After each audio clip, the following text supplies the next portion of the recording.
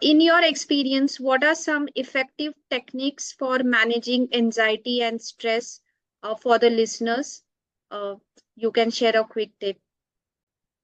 I think I don't have a quick tip, honestly. I will also say why. Because अगर इतना आसान होता, so all of us would have searched the Google tips for managing anxiety and things would have been okay, right? So I would say there's no quick fix, and that's the reason why people come for therapy. But one thing that I would really say is that we don't need to get rid of anything. We don't need to run away from our emotions. Even if you're facing anxiety and you're experiencing anxiety, the more you'll run away from it, the more it will come back. So I would say, like, just see anxiety as a kid inside of you who's feeling anxious, and you are that compassionate parent for that child. And what are the things that you would tell that child if that child is standing in front of you? Just be compassionate and ask questions like, why are you anxious? But with a lot of compassion. What is something that you're afraid would happen? Hmm.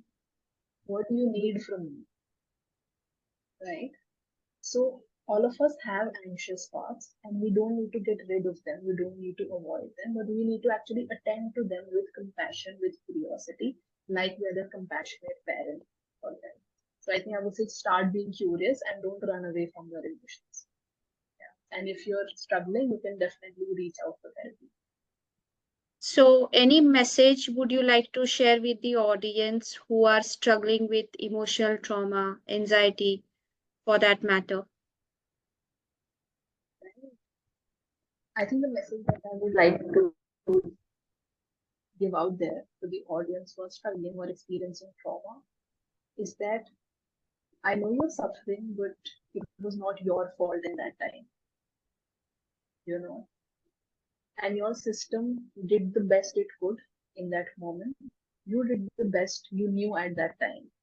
No matter whenever you look back, you sometimes feel like, oh, I should have done that differently, you know.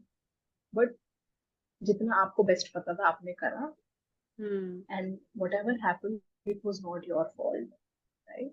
So if you're struggling, I have deep compassion for you, but I would just say that things do change, and now as adults, we can take responsibility and accountability to reparent ourselves and heal. And if you're struggling, it's okay to reach out for help.